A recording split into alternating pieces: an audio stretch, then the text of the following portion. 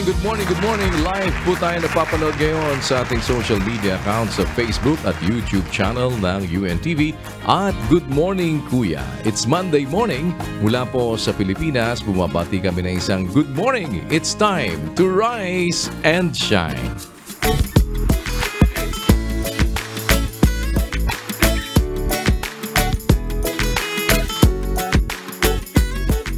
Start your day right at dahil Monday na po at tayo po ay huwag makakalimot na magtagubilin, manalangin, humingi ng awa at tulong ng Panginoon para tayo ay gabayan sa atin po namang mga paggawa at maingatan sa atin pong mga paghahanap buhay. Kung kayo man ay pumapasok sa eskwelahan, kung pumapasok sa trabaho, ano man po ang atin pong mga activities, huwag natin kalilimutan po na laging humingi ng tulong at awa ng Panginoon. At ngayong araw po, makakasama din natin ang ilan naman po sa ating mga kapatid sa MCGI Calauan, Laguna Chapter para tayo po naman ay tulong-tulong na sumaklolo sa ating mga kapwa-tao na nangangailangan doon. At naroon po ang ating mga kapatid kasama si Brother Dexter Samson. Magandang umaga. Good morning, Brother Dexter. At sa inyo pong lahat dyan, rise and shine.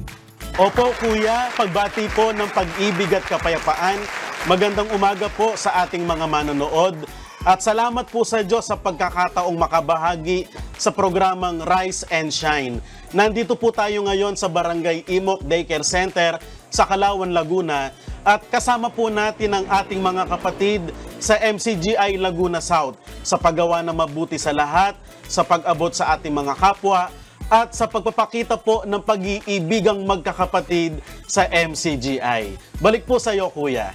Maraming salamat, Brother Dexter, at sa inyo po lahat sa ating mga kapatid sa Members Church of God International o MCGI sa Calauan, Laguna Chapter. At salamat sa inyong pakikipagkaisa. Dalangin po namin na tayo makapagpatuloy naman na magtulong-tulong na sumaklolo sa ating mga kapwa-tao na nangangailangan. Ano man po ang inyong religious affiliation, ang inyong pong wika, lahi o kulay, kami po sa MCGI, sa tulong ng Diyos ay ibig namang maging maliit na kasangkapan na ang kanyang kabutihan ay makarating sa inyo at makasaklolo sa ating mga kapwa-tao na nangangailangan ng walang pagtatangi at wala naman po tayong hinihintay na anumang kapalit. O ang atin pong lagi na ipinapaalaala din ay bukas po ang MCGI sa anumang paraan. Kami po ay mayroong maitutulong sa inyo na ang atin pong mga coordinating centers din ay naririyan. Maaari po kayong dumulog kung ano man po ang higit naming maipaglilingkod. Pagdamutan po ninyo ang aming munting nakakayanan. Salamat po sa inyo dyan sa Calauan, Laguna. At ganoon din po ang ating Mobile Dental and Optical Clinic. Umiikot po ito sa Luzon, Visayas at Mindanao. May 3 po tayo na Mobile Dental and Optical Clinic na handang maglingkod naman po sa ating mga kapwa-tao din ng libre. At kung makikita po ninyo kung saan nakahimpil ang ating pong Mobile Dental and Optical Clinic, lumapit lang po sa ating mga coordinators para kayo po ay makapag-avail ng mga libreng serbisyong dental at optical. Wala pong bayad yan at ang atin po ay makakuha lamang po ng sapat na impormasyon, yung inyo pong identification para po sa inyong medical profiles. At ang atin pong ibinibigay na mga serbisyo ay inianunsyo po natin kung saan po tayo mag-station para po alam ninyo kung saan po kayo pupunta. Kung nasa inyong dako po ang ating Mobile Dental and Optical Clinic, abangan po yung ating mga announcement at kung saan po sila lilipat at malaman nyo po yung mga schedules para po naman kayo ay makapagsadya. Kasabay po niyan ay meron din tayo pong medical mission every Friday sa atin pong MCGI Charity Center. Nasa number 141 E. Rodriguez Avenue sa Marikina City. Every Friday naman po ito. Ang registration po natin alas 5 ng umaga hanggang alas 9 po ng umaga. Iba't ibang mga medical services din po ating binibigay, kasama na po yung mga libreng gamot. At habang naghihintay po kayo ng inyong turn para mapagsilbihan, meron na rin tayong libreng pagkain po naman para sa inyo, pang tawid gutom. habang tayo po ay naghihintay na mapagsilbihan ng atin pong mga doctors. Meron na rin po tayo dyan na pharmacy para sa mga resetang ibibigay sa inyo. Kung may available po, maaari kayong makapag-avail din ng libre sa atin pong isineset up na pharmacy. Yan po naman ay every Friday. Inulit namin, hindi rin po ito exclusive sa mga Marikenyo. Ito po ay bukas para po sa lahat. Saan man po kayong lugar galing, kung kayo po ay makapagsasadya dyan po sa ating MCGI Charity Center. Ang MCGI Clinic po ay bukas every Friday. Ang atin po namang La Verdad Diagnostic Center ay nakabukas din para naman po magsilbi sa inyo. Iba't ibang mga libreng serbisyo rin pong medikal, maaari nyong mai-avail sa MacArthur Highway, Barangay Sampaloc, Apalit, Pampanga. Ito po Lunes hanggang Biyernes po yan. Bukas po yan sa inyo. Ano man ang inyong relihiyon, ano man po ang political affiliation, wika, kulay o lahi. Ang ating pong registration 10 in the morning to 12 p.m. Pagka po Monday hanggang Thursday. Pag Friday po, alas 5 tayo na umaga hanggang alas 8 ng umaga ang atin po namang cut-off para sa atin pong mga kababayan na nagpupunta upang makapag-avail ng mga libreng serbisyo. Sana po ay mapagdamutan ninyo ating munting nakakayanan, maipaglingkod sa ating mga kapwa-tao. Uulitin po namin, ito po'y walang pagtatangi na ginagawa ng MCGI. Ano man po ang inyong relihiyon, kayo po ay bukas para po naman dun sa mga nangangailangan po ng munting ayuda. Mapagdamutan nyo po ang aming munting makakayanan. At sa pagkakataong ito, bago tayo magpatuloy sa mga nagluluto ngayong umaga, panoorin nyo po, baka sakaling magamit naman ninyo at inyo po namang mapakinabangan sa inyong pagluluto. Sa atin pong Cook, Eat Right.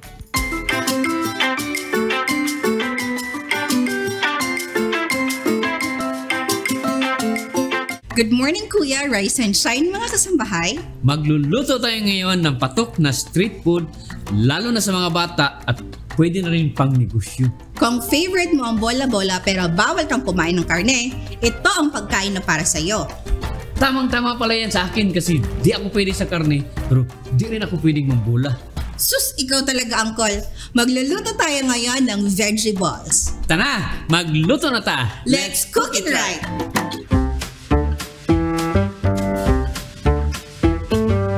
Ingredients: 4 veggie balls, 2 cups all-purpose flour, 1 cup thin sliced spring onions, half cup minced carrots, 1 teaspoon instant yeast, 1 teaspoon salt, 1/4 teaspoon baking powder, 1/4 cup cornstarch, 300 ml water, 500 ml oil. For manong sauce: 2 cups water, 3 tablespoons soy sauce, half cup brown sugar, 1 tablespoon cornstarch, 2 tablespoon all-purpose flour, 4 cloves minced garlic, 1 small minced red onion, 2 pieces sliced siling labuyo, salt and ground black pepper to taste, half teaspoon MSG optional. For spicy vinaigrette: 1 cup coconut vinegar, 8 pieces sliced siling labuyo, 1 small minced red onion, salt and pepper to taste. Sa isang mixing bowl ay ilagay ang all-purpose flour, thin sliced spring onions, minced carrots, instant yeast, salt, baking powder, at cornstarch. Haluin lang ito ng mabuti. Kapag nahalo na ay gradually add the water hanggang sa mahalo ng mabuti, saka takpan at let it rest for 30 minutes. Habang hinihintay natin ito, ay gawin muna natin ang ating mga sauces. For manong sauce ay maglagay sa saucepan ng water, soy sauce, brown sugar, cornstarch, all-purpose flour, and MSG. Turn on the heat over medium heat. Tuloy-tuloy lang ang paghalo hanggang kumulo. Kapag kumulo na, ilagay naman ang minced garlic, minced red onion, sliced siling labuyo, and salt and ground black pepper to taste. Haluin lang ng tuloy-tuloy hanggang kumulo at makuha ang tamang lapot nito, then set aside. Para naman sa ating spicy vinaigrette, ay ilagay sa isang mixing bowl ang ating coconut vinegar, sliced siling labuyo, minced red onion at saka salt and pepper to taste. Haluin ng mabuti then set aside. Sa isang mainit na kawali, maglagay ng maraming mantika at painitin ito. Kapag nasa tamang init na ito sa medium heat, gamitin ang mga kamay na may suot na plastic gloves, lagyan ito ng mantika upang hindi dumikit ang mixture. Dakmain ang mixture at gumawa ng bilog gamit ang butas ng iyong kamay. Pagkatapos ay ilagay ito diretso sa kawali. Lutuin hanggang mag-golden brown. Ulitin ang proseso hanggang maubos ang mixture.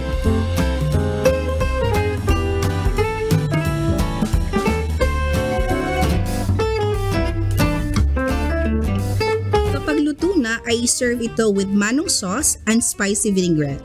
Then enjoy!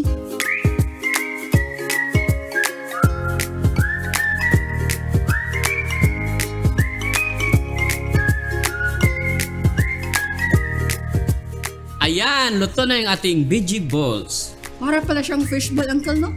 Pag may fish. Tana, kain na tayo.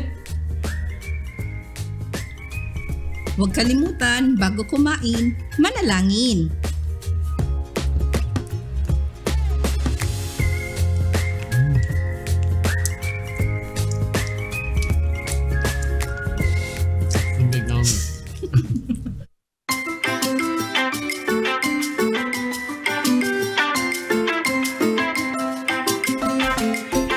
Sa ating pong Wonders of Creation, alam niyo po yung cheetah, ang fastest land mammal sa mundo. Pero alam niyo ba kung ano naman ang slowest o yung pinakamabagal?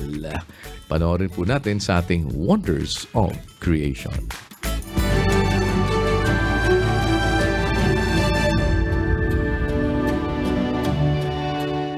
Sinasabing sa kagubatan ay matira ang matibay. Survival of the fittest, kumbaga. Ang mga hayop ay kailangang magkaroon ng mga katangiang makapagliligtas sa kanila sa mga predators. Kailangan nilang maging mabilis para makaiwas sa mga panganib. Ngunit alam niyo bang may mga hayop na napakabagal? In fact, ang pinakamabagal sa lahat ng mga hayop. Sila ay ang mga sloth. Ang mga hayop na ito ay technically bulag or blind in bright daylight and surprisingly moves faster when swimming ay may slow-paced lifestyle. Pero instead na banta ito sa kanilang buhay, ay pagiging pinaka-slow-moving pa ang nakakatulong para mas mapahaba pa ang kanilang survival in the wild. Katunayan nito ang mga pag-aaral na nasasaad na 65.5 million years nang naninirahan sa mundo ang mga sloth, just right before the dinosaurs disappeared. Kadalasan nakabitin sila sa mga sanga, motionless while feeding or eating for 15 to 20 hours per day. Ang mga ganitong style ng pamumuhay ay ang logical reason bakit napapahaba pa ng mga sloth ang buhay nila. This is their way of compensating for their low-energy leaf-based diet. Everything is sluggish and slow-moving for sloths, even in digestion. Feeding only sa mga dahon, mga prutas at sa mga saps ng punong kahoy. Ang bagal ng metabolismo nila ay napatunayan sa pag-aaral na nagsasabing kahit isang dahon lamang ay it takes 30 days for sloths to digest. Kaya mabagal silang kumilos dahil mabagal din ang metabolismo nila. However, dahil sa dependency ng mga sloth sa mga punong kahoy, bilang dahon ng kanilang pangunahing pagkain at ang mga tree branches are their homes, they are one of the mostly affected by deforestation. While science claimed compensation as a survival means of animals to adjust, like slow moving for the sloth because of an extreme case of slow metabolism, there is nothing unintentional in the creation of the divine creator. All these unusual and strange characteristics of animals are explicit display of his wonders of creation.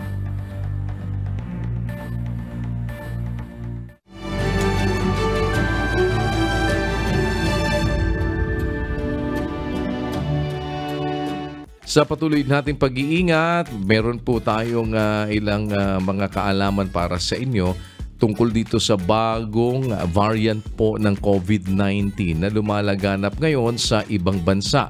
Ito po ay ang tinatawag nilang flirt COVID variant. Ano ba ang mga sintomas nito at paano naman ito naihahawa ang isang tao? Narito po sa ating Now You Know.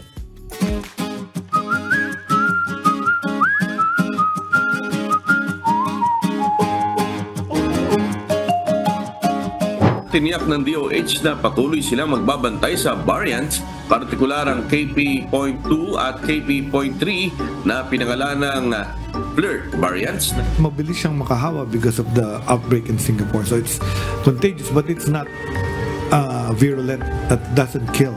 Kasi wala pa silang reported deaths. Laman ng balita ang bagong COVID flirt subvariants na sanhi ng pagtaas ng bilang ng COVID cases sa ibang bansa. Pero ano nga ba ang COVID flirt subvariants? Ang subvariants na ito ay mula sa Omicron. Tinawag itong flirt dahil sa mutations o pagbabago ng mga katangian nito. Sa Amerika, una itong na-detect sa wastewater o sa maruming tubig na mula sa mga bahay. Pero ano nga ba ang pinagkaiba nito sa ibang COVID variants? Ayon sa mga pag-aaral, ang flirt variants ay mas mabilis maipasa sa ibang tao. Pero hindi kasing lala ang sintomas tulad sa mga dating variants. Hindi man ito kasing lala, pero pinag-iingat pa rin ng mga tao dahil mabilis itong makahawa.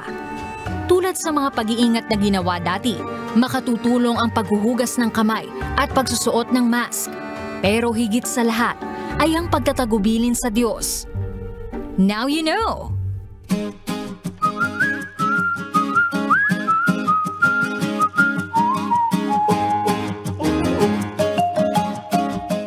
Marami rin po ang nagkakasakit ngayon, dulot naman po ng pabago-bagong panahon. Narito naman ang ilang tips paano tayo makakaiwas na magkasakit sa mga ganito pong panahon.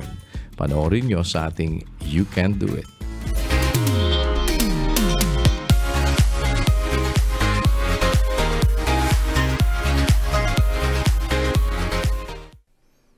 Ang init. Maya-maya uulan. Mamaya, mainit uli. Dahil sa pabago-bagong panahon, hindi maiiwasan mayroong mga inuubo, sinisipon at iba pang sakit na nakakaantala sa ating day-to-day activities gaya ng trabaho, pagpasok sa eskwela o maging sa quality time kasama ang mga mahal sa buhay. Paano nga ba maiiwasang magkasakit ngayong pabago-bago ang panahon? Maintain good hygiene. Simple lang, pero napakahalaga na magawa natin ito, lalo na ang paghuhugas ng kamay. Ang ating mga kamay ang pangunahing ginagamit natin sa paggawa, kaya napakadali nitong ma-expose sa germs. Wash them regularly, o di kaya'y magbaon palagi ng hand sanitizer upang mapanatiling malinis ang kamay. Gargle water. Ang pagmumumo gamit ang maligamgam na tubig o may halong kaunting asin ay magandang paraan ng paglilinis ng mga bakterya na nasa bibig o lalamunan. Pinapayuhang magmumog ng tubig sa loob ng 1 minuto bago ito idura. Exercise regularly. Ayon sa pag-aaral, mas lumalakas ang immune system sa paglaban sa upper respiratory illnesses kapag regular na ginagawa ang mild exercise. Ang mild exercise ay nasa 45 minutes ng ehersisyo sa loob ng 3 hanggang 5 araw kada linggo. Get adequate sleep. Ang mga taong kulang sa tulog ay mas prone sa pagkakasakit. Ang consistent na pagsunod sa 7 to 9 hours na sleep schedule ay makatutulong hindi lang sa ating physical, kundi maging sa ating mental health. Yan ang ilang tips for a healthy lifestyle sa pabago-bagong panahon. Madali lang, di ba? You can do it!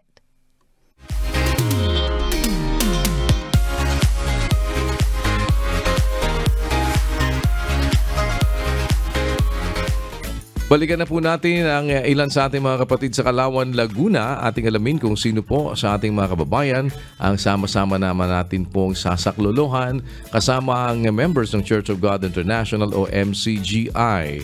Naroon po ating representative si Brother Eljan Lualhati. Brother Eljan, good morning once again dyan sa Calauan, Laguna. Rise and shine. Yes, good morning po Kuya.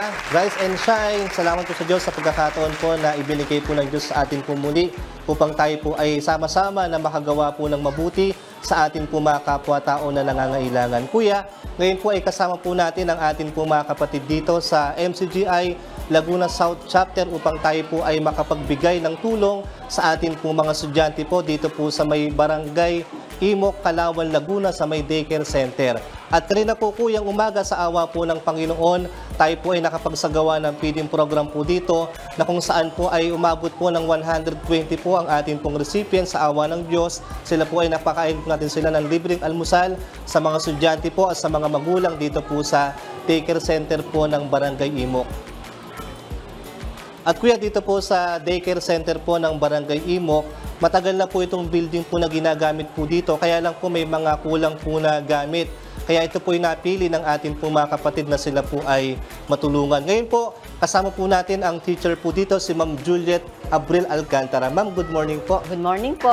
Ma'am, ilan po bang ating po mga estudyante po dito? Pumapasok po sa Imok Daycare Center ay 43 po bata. Ma'am, kumusta naman po ang atin pong mga mag-aaral po dito sa inyo pong daycare center? Mais naman po ang kanilang pagpasok kasi po ay meron po akong center aid na katulong po dito po sa loob ng daycare. Ma'am, paano po ngayon? Kasi sa panahon po natin talaga sobrang init. Kumusta naman po yung atin pong mga estudyante dito po? Dito naman po, nag-inquire po kami na ang mga bata po kasi sobra pong init. So pumapasok na lang po sila ng alas 8 ng umaga kasi sobra pong init. Ma'am, paano po nga, di ba sobrang init po ngayon dahil sa panahon po talaga natin po, may mga bata po kahit na ganito pong panahon, pumapasok po sa school. Ano po yung mga ginagawa po ninyong paraan? Yung ginagawa kong paraan po dito po sa daycare, yun nga po, minsan nga po, hindi ko muna po sila pinapapasok sa sobrang init po. Kaya ang ginagawa ko po, mga 8 to 10:30 na lang po ang pasok nila. Sa ngayon po, nito nagkaroon po ng mainit ang panahon. Opo, ma'am, sa tag-init po ngayon na panahon po, ano po yung mga gamit po na kulang po ninyo po sa school? So, yun nga pong pagkakaroon po namin ng electric fan, kulang nga po kami sa ngayon. Kaya yun po yung sa sobrang init, so yun nga po, hindi na po sila pumapasok ng tanghali kasi nga po ay sa sobrang init po. Kaya maganda lang po ako nagkaklase. Ayun lang po. Ayun po ma'am, kaya po ito po nalaman po natin ng pangailangan po ng daycare center po dito sa may Barangay Imok, Kalawan, Laguna. Kaya atin pong ipinagkakalob po sa kanila ang regalo po ng MCGI. Meron po tayo ditong mga orbit pan, meron po tayo ditong water dispenser, meron po tayong container po, meron tayong wall clock na ipinagkakalob po sa paaralan po ng daycare center po, Ma'am Juliet. Sana po ito po ay makatulong po sa inyo, ma'am. Sa bumubuo po ng MCGI, marami pong salamat at pinagkaloob po nyo kami ng 2 ceiling fan, water dispenser at saka po isang wall clock. Marami pong salamat sa mga pinagkaloob nyo sa amin. Matutuwa po yung aming mga magulang at saka po mga bata. Salamat po sa inyong lahat. Ayun po, Ma'am Juliet, salamat po Diyos sa pagkakataon. At syempre po, kasama din po natin po ang chairman po ng Barangay Imok, si Sir Ramon Velasco. Sir, sana po ay makatulong din po sa inyo po itong paaralan at sa inyo pong barangay. Una sa lahat ay kami nagpapasalamat sa MCGI, CARE, at sa inyong pagkakaisa at pagbibigay ng tulong dito sa Barangay Imok, higit sa daycare center. Ang aming pasasalamat, una ay biyaya ng Panginoon para sa ating lahat. Una, nasa puso ninyo ang pag-ibig at pagmamahal sa mga taong naririto. Kaya ito ay isang magiging kaunlaran para sa aming barangay. Kaya kami nagpapasalamat, una sa Diyos, sa inyo, at sa mga ginawa ninyong pagtulong dito sa amin sa Barangay Imok. Maraming salamat.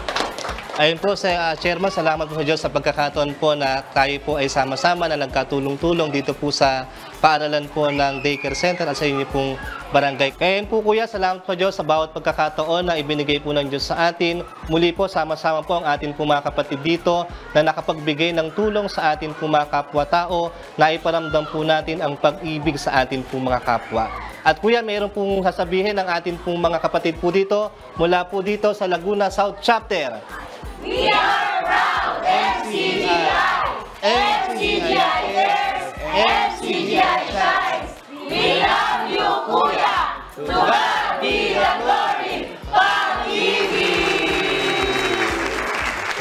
Kuya, salamat sa Diyos. Balik po sa inyo.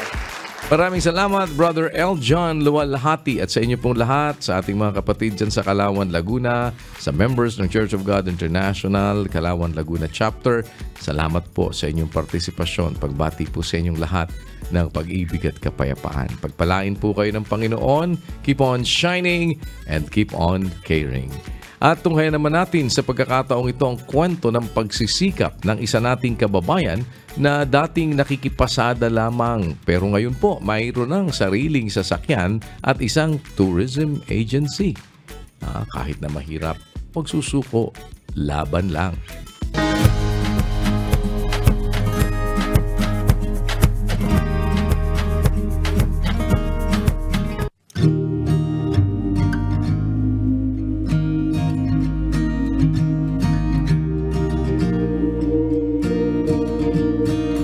Ako po si Jodel Villanes Merhujo na nakatira po dito sa Imus City, Cavite. 48 years old.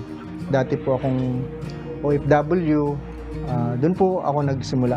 Pagbalik ko, yun na po yung naging hanap buhay ko before. Pamamasada po ng UB Express. Bilang driver po ng UB Express, lumalabas po ako ng madaling araw para mas makarami ng biyahe. Kasi alam naman po natin, sa pamamasada, the more na mas marami kang biyahe, the more na mas marami kang pwedeng kitain. Nung una, syempre hindi ko pa naman kabisado talaga yung pamamasada. So may mga challenges sa daan. Minsan, bumabiyahe ka, hindi kompleto yung pasahero mo. So, kumbaga, dapat expected mo yung ganun kalaki yung kikitain mo. Pero nung katagalan po, mayroon na ako ng talagang pinipilahan ng mga pilahan na makaka-pick up ng mga pasahero. Doon medyo nakasanayan ko na rin po. So 2014, naglakas loob po ulit kami mag-asawa na mag-loan ng panibagong sasakyan. Bumabiyahe po ako noon sa isang travel agency na nagtutour. 2015, yung pong may-ari ng travel agency, kinausap niya ako na kung pwede magtayo daw ako ng sarili kong travel agency na wala naman po akong idea sa pagpapatakbo ng isang travel agency. So doon po nag-umpisa na magkameron kami ng travel agency. Lakas loob namin, ginrab yung opportunity na magkameron kami ng sarili naming travel agency. 2014, nagdagdag kami ng sasakyan. 2017, another isang van. Ako po yung nagtutour. Ako na rin yung nagbubook. Pagtigil ko sa isang destinations, i-open ko yung FB page namin, sumasagot ako ng mga inquiries. Tapos 2018, nagkailangan na rin namin ulit magdagdag kasi hindi na namin kayang i-accommodate yung mga kliyente na nabubuk namin sa mga tour namin. So 2018, kinailangan na po namin maghanap ng opisina at 2019, yung wife ko po, napilitan na siyang mag-resign sa trabaho niya. Kasi kailangan na namin na magkatulong na kaming mag-manage ng negosyo. Sobrang nakakakaba kasi kumbaga ngayon yung ipagdadrive mo na yung mga sarili nyo ng booking. Tapos yung mga first client namin, naranasan namin na ililegit check ka talaga. Dumaan po yung pandemic. Ang tourism industry po yung pinaka naapektuhan sa lahat.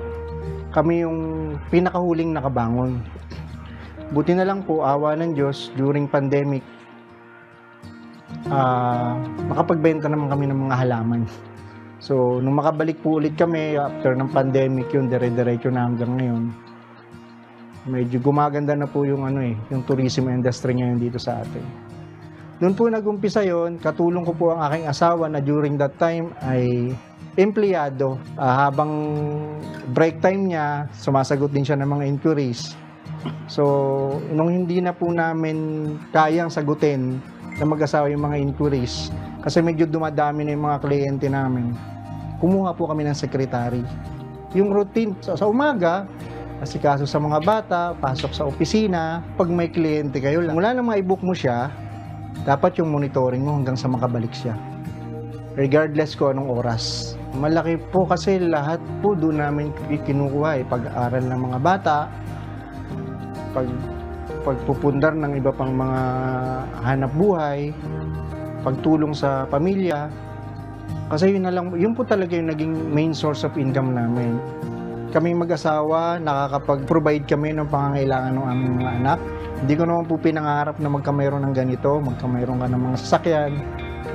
Siguro, niloob to po ng Diyos na magkamayroon kami ng ganito para maitulong dun sa mga kapamilya. Yung alam mong talagang mayroong pangangailangan, maging dedicated kayo dun sa ginagawa ninyo. Unang-una kasi dapat kung ano yung kaya mong gawin ngayon, gawin mo na siya. Kasi hindi natin alam kung ano yung magiging mangyayari bukas. Pangalawa, ipagpasalamat natin kung ano yung nangyayari, kung ano yung dumarating sa atin. At huwag tayong humingi o humiling ng masyadong malaki. Humili lang tayo yung sapat para sa atin at alam naman natin na may Diyos na didinig dun sa ating mga kahilingan. Basta hindi natin ikapapahamak. Ipagtiwala natin sa Diyos ang lahat nating ginagawa at laki pa ng sipag at tiyaga. Laban lang.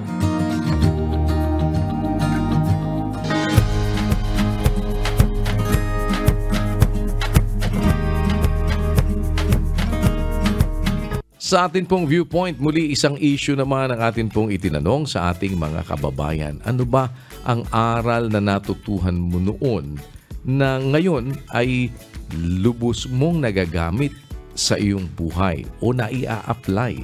Pakinggan po natin ang kanilang mga sagot at alamin natin kung ano ba ang iba pang mga bagay na maaaring maibigay sa ating pananaw mula naman po sa banal na kasulatan tungkol dito.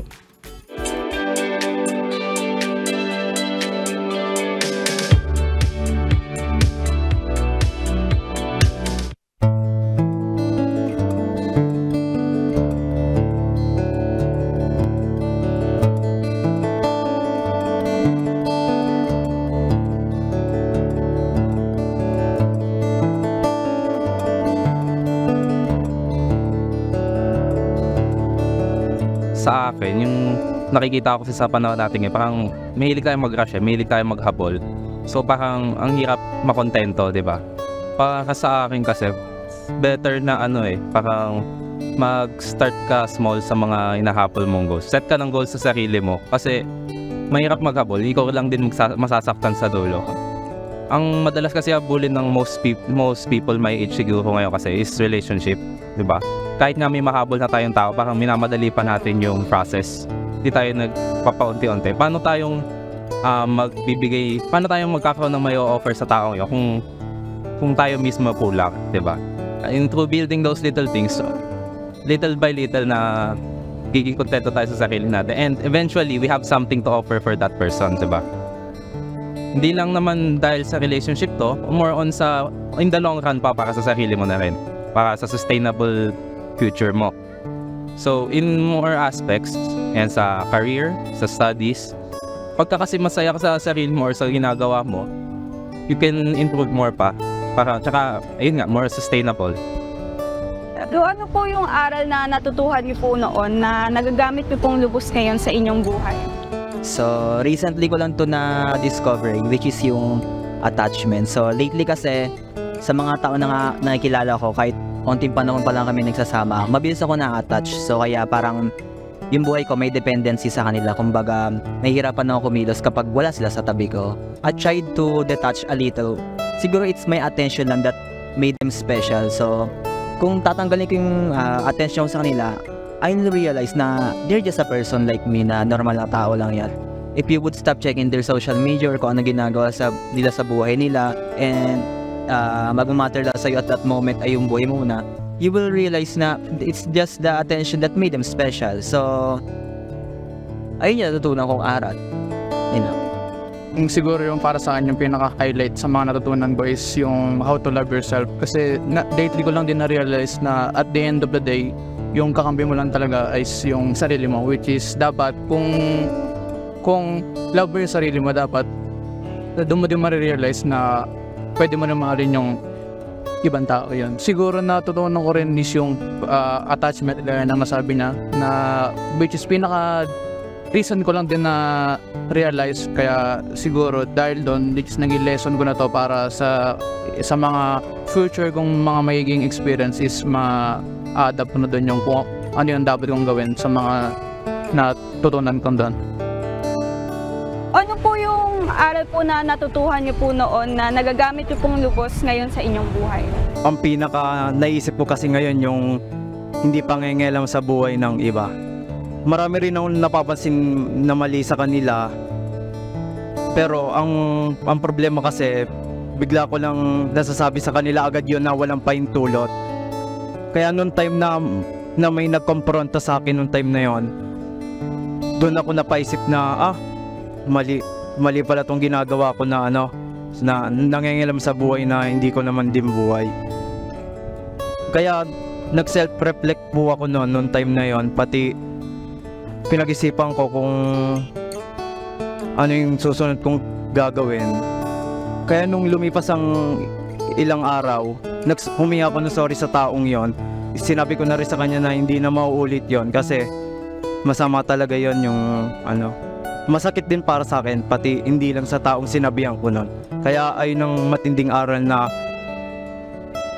hindi ko makakalimutan talaga yun lang po. Ang natutunan ko po na aral po noon ay yung aral galing sa mga magulang. Kung ano po natutunan po sa yung mga magulang na sundan nyo na lang po na kung may nag-utos ng isang parent na maglinis ng bahay or magluluto ka na ng masarap na pagkain or mapag-aral ka na mabuti to reach the goal.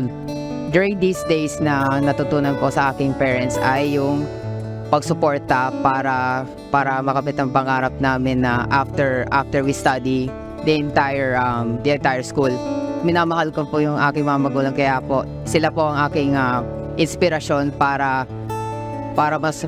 masuporta po ang aking pag-aaral, ng sariling career, and of course yung aking mga kaibigan ko po. Kaya po unahin ko po ang aking pamilya. Kaya po ito po pinaka-importante na mapangalaga para sa lahat-lahat ng mga gawain or pag-aaral, and of course yung sarili natin. Learning from mistakes o ang pagkatuto mula sa pagkakamali ay isang uri ng experiential learning o ang pagkatuto mula sa karanasan. Tinatawag din ang learning from mistakes bilang trial and error learning. Ang pagkatuto mula sa karanasan ay maaari ring matutunan mula sa ibang tao. Ibig sabihin, hindi man ito personal na maranasan, ay maaari tayong matuto mula sa karanasan ng ibang tao. Pero ano nga ba ang sinasabi sa Biblia tungkol sa pagkatuto mula sa pagkakamali? Nagkasala ka, nakagawa ka ng kasalanang kahinaan. Nung makagawa ka ng kasalanang kahinaan pinalo ka ng Diyos, nawalan ka ng trabaho, o kaya nagkaroon ka ng sakit, napalo ka ng Diyos. Leksyon sa'yo yon para wag mo nang ulitin uli yung kasalanan. Parang yung nauntog ka, napakatanga uli pagka nauntog ka uli. Siyempre, yung nauntog na madadala na yon. Kaya tuwing dadaan siya dun sa lugar na kung saan siya nauntog, cautious na siya. Nag-aano siyang gano'n, yuyuko na siya para wag na siya uling mauntog. Di nakinabang ka sa unang untog. Kaya yung kasalanan, pinahihintulot ng Diyos na tayo maka-experience ng kasalanan para sa susunod na dadating uli yung kasalanan, tutuksoin ka uli dahil may kapangyarihan niyang kasalanan nang aalipin nga yan nandadaya pa yan Baka kayo papagmatigasin ng inyong puso ng daya ng kasalanan. Marunong mandaya yung kasalanan, dadayain ka. Akala mo okay lang, akala mo maliit lang, pero palaki na pala ng palaki, dinadaya ka. Bakit pinapayagan ng Diyos na ang kasalanan ay ating maranasan? Para sa pamamagitan ng kasalanan na yon, maturuan niya tayo ng mabuti. Papaluin ka niya. Basahin natin ang 12 ng Hebreo, versikulo 5. At inyong nilimot ang iniaral na ipinakikipagtalo sa inyong tulad sa mga anak. Anak ko, huwag mong waling bahala ang parusa ng Panginoon o manglupaypay man kung ikaw ay pinagwiwikaan niya. sapagkat pinarurusahan ng Panginoon ang kanyang iniibig at hinahampas ang bawat tinatanggap na anak. Tinahampas niya yung mga anak niya. Mahal niya na anak, hinahampas niya yun pagkamali. Ganon ang Diyos kung tumrato sa kanyang mga lingkod.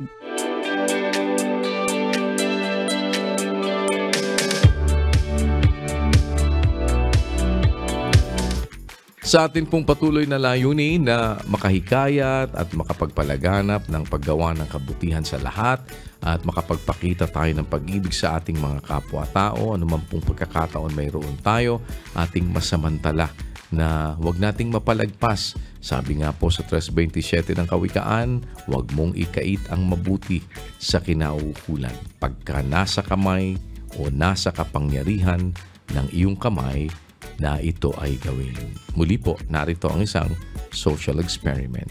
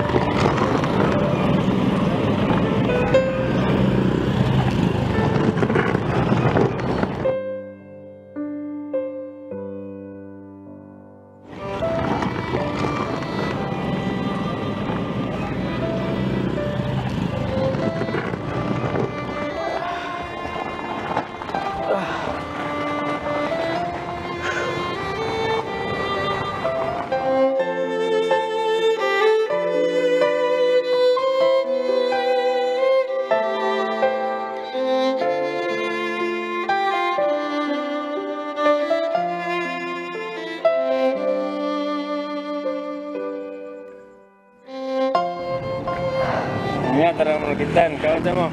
Salamat po. Kaon na kanak. Okay wa, paninda wa. Okay wa, okay. Waktu po mag-libertad? Oo. Mababot? Eh? Pamahalin? Pamahalin.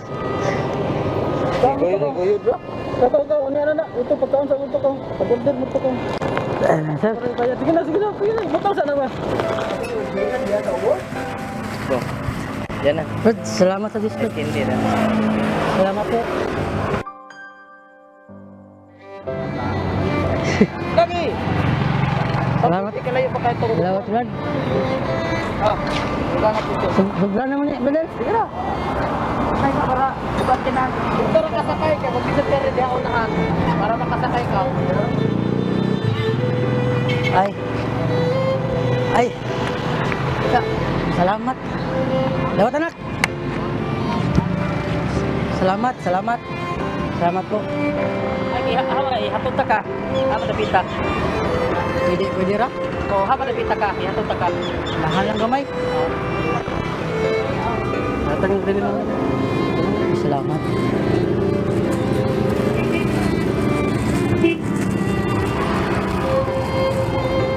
Kilatan na. Salamat, sir. Sir, sobra-sobra naman, sir. May problema. Salamat sa iyo, sir. Pwede na lang dito na. Uy, salamat. Salamat ya. Salamat sa iyo ya.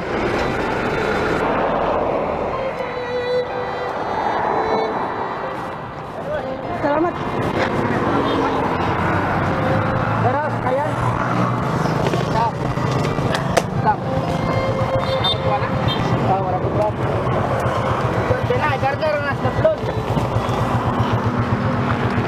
Salamat Bang. Sakanak. Saya kan nomor 7 ya. Salamat. Dito lah. Kanaranan Libertad. Uy, ginuo ko kalayo pa. Ay, bato na lang kaya. Ay, sapat lang ako ha. Ayo, sakto. Wala pamilipin. Ay, sir, ayan na sir. Sobra-sobra na sir. Ya, alam mo display ako. Balik na po diyo. Dagan may mag-standby doon na tao.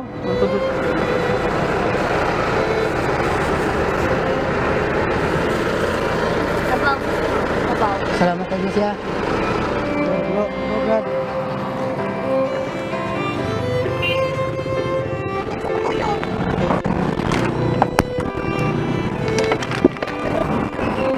sir. Sakay.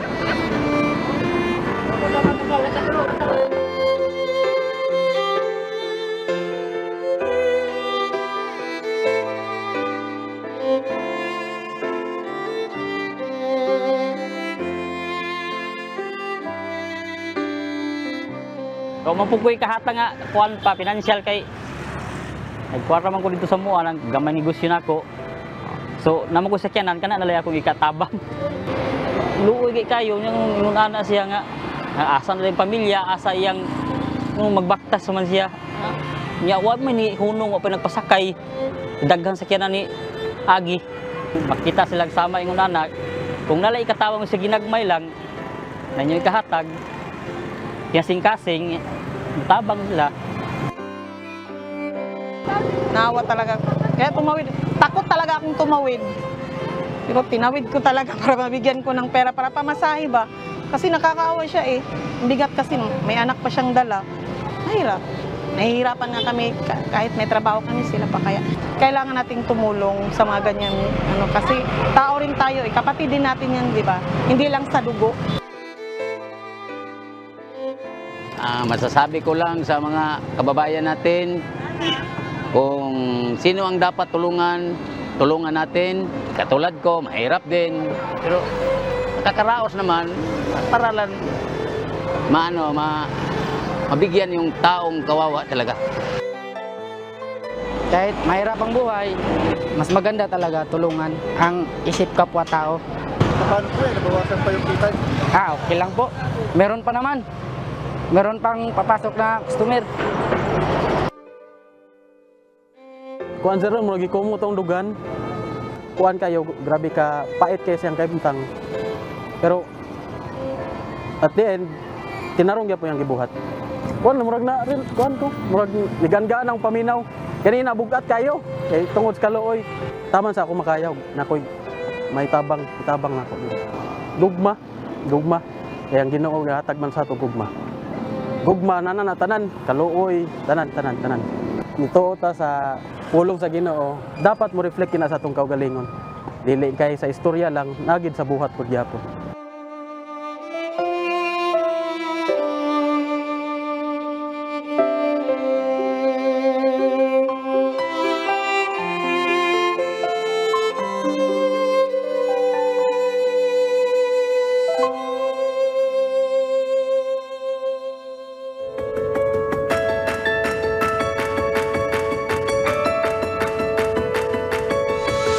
Nagpapatuloy po ang ating pag-aaral naman ng mga doktrina ng ating Panginoong Jesucristo. Ang MCGI po, ang members ng Church of God International ay muling nag-aanyaya sa inyo. Nasa day 6 na po tayo sa ating pong pag-aaral ng mga doktrina ng ating Panginoong Jesucristo. Sana po mapaunlakan ninyo kami.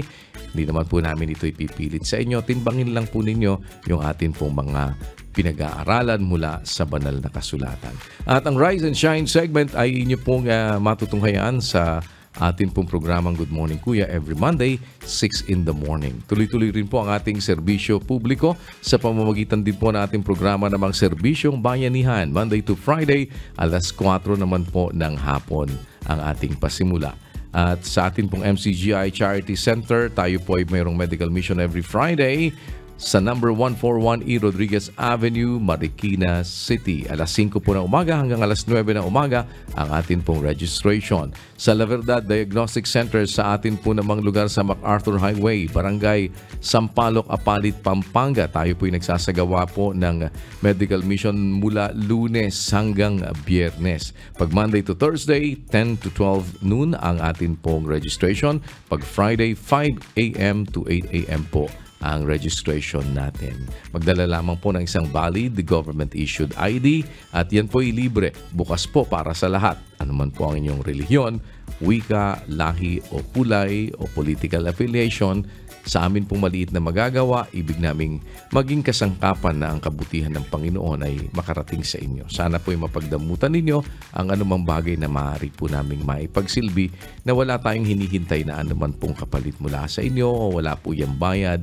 Yan po ay libre para po sa lahat ng nangangailangan. At sa huli, mananatili pa rin po na sa Diyos ang lahat ng karangalan at kapurihan magpakailanman. Magpapatuloy po ang Good Morning Kuya sa iba-iba pa po nating mga segments. Huwag po kayong bibitiw. Samantala, iiwan muna namin sa inyo isang awiting nagsasabi na wala tayong ibang maaasahan sa buhay kundi ang awa at habag ng Diyos na makapangyarihan sa lahat.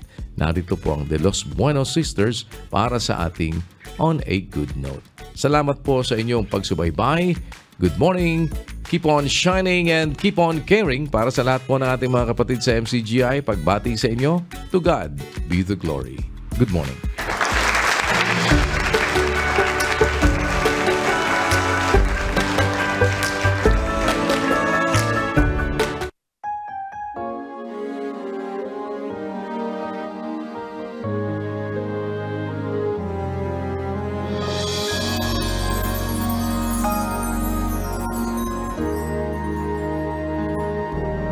Narito ako muli, may luha at nagdadalang hati. Sa dami ng aking pagkakamali, pangunawa mo'y hiling ko palagi.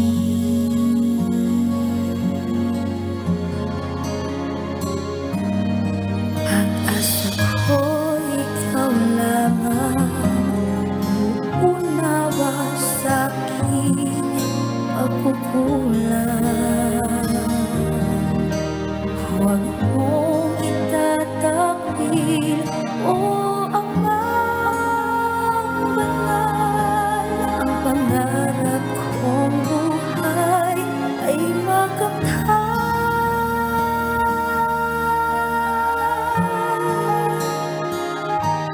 Nakikiusap,